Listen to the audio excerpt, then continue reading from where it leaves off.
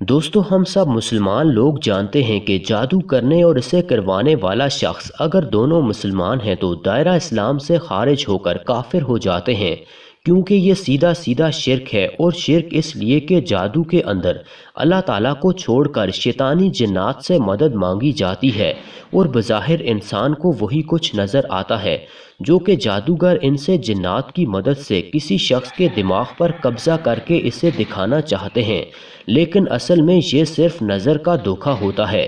مثال کے طور پر اس کی مثال ہمیں قرآن پاک سے ملتی ہے، جب فرعون مصر کے دربار کے اندر جادوگروں نے اپنی رسیاں ڈالیں تو وہ وہاں موجود دربار کے اندر سب لوگوں کو جادو کی مدد سے سانپ نظر آنے لگے، مگر اصل میں وہ رسیاں ہی تھیں۔ اس کے بعد جب موسیٰ علیہ السلام نے اپنا عصائے مبارک درباریوں کے سامنے ڈالا تو وہ حقیقت کے اندر ایک بڑا اژدہا بن کر ان سانپوں کو نگل گیا، جو کہ اصل میں معجزہ تھا، نہ کہ کوئی جادو، کیونکہ جادو تو صرف نظر کا دھوکہ ہوتا ہے، جبکہ یہ اژدہا حقیقت کے اندر ہی اژدہا کے اندر بدلا تھا، نہ کہ کسی نظر کے دھوکے سے۔ اور یہی وجہ تھی کہ وہاں موجود جادوگر جو کہ اپنے ہنر کے اندر ماہر تھے، یہ سمجھ گئے کہ یہ دراصل جادو نہیں بلکہ معجزہ ہے، اور اسی لیے ایمان لے آئے، کیونکہ ظاہر ہے وہ اپنے ہنر میں ماہر تھے، اسی لیے اس بات کو سمجھ گئے۔ یہ بات آپ نے ویڈیو کے آخر تک اپنے مائنڈ میں رکھنی ہے۔ دوستو، رشین ٹی وی چینل پر کچھ دن پہلے 1.5 گھنٹے کا انٹرویو ایک ایسی لڑکی سے لیا گیا جو کہ مسلسل کئی سالوں سے کالے جادو کی پریکٹس کرتی ہے۔ وہ اپنے اس کام میں ماہر ہے۔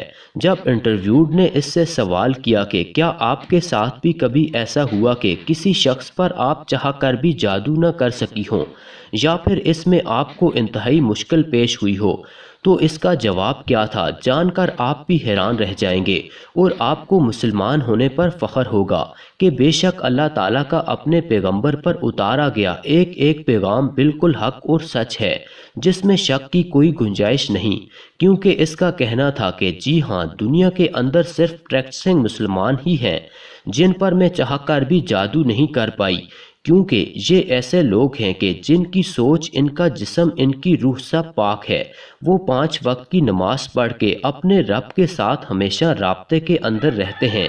اسی لیے میں جب بھی ان کے اوپر جادو کرنے کی کوشش کرتی ہوں کہ شیاطین کے ذریعے ان کے دماغ پر قبضہ کر سکوں، تو کوئی انجانی سی طاقت کا ہلکا سا کوئی ڈونگ ان کے پاس ہر وقت موجود مجھے ایسا کرنے سے روکتا ہے، اور میرے لیے اس کام کو انتہائی مشکل بنا دیتا ہے کہ ایک پاک جسم کے اندر میرے بھیجے ہوئے خبیث جنات یا شیاطین اس جسم پر حملہ کر سکیں۔ Absolutely. When faced with various religions, it is very difficult to influence Muslims. They are in a constant connection with the egregore. They do namaz every day and read prayers on a daily basis. They are constantly under some kind of a dome, so it is very difficult to influence them. When you start impacting a person, he begins to address in a prayer. Indeed, many of them are very different from those who come to church only when everything is bad in their life. They come to pray and then for 5 years they forget about God, some canons, and so on.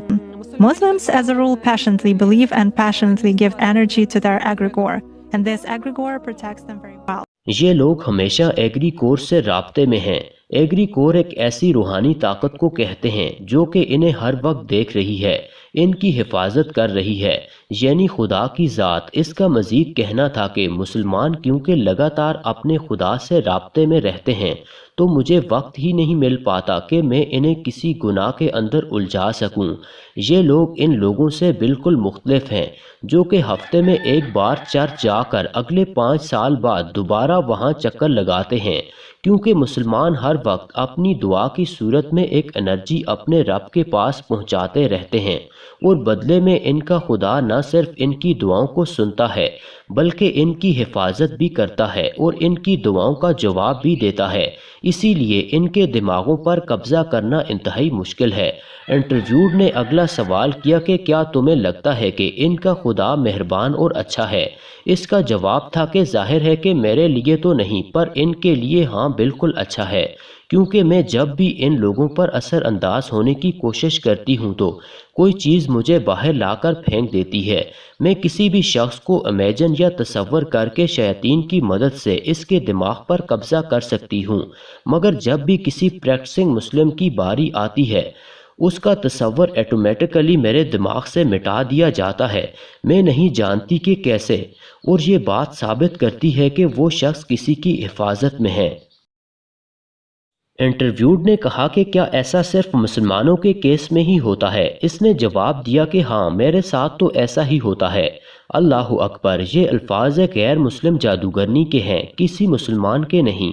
جب اللہ تعالیٰ قرآن کریم کے اندر فرماتا ہے کہ ہم نے جن اور انسان کو اپنی عبادت کے لیے پیدا کیا، اور جو بھی اللہ تعالیٰ کی عبادت کر کے اس کا قرب حاصل کرتا ہے، اللہ تعالیٰ اس کی حفاظت پر فرشتوں کو مامور کر دیتا ہے، اور اللہ تعالیٰ تمہاری دعاؤں کو سنتا ہے اور اپنی رحمتیں تم پر نازل کرتا ہے، جو کہ شیاطین سے تمہاری حفاظت کرتی ہیں۔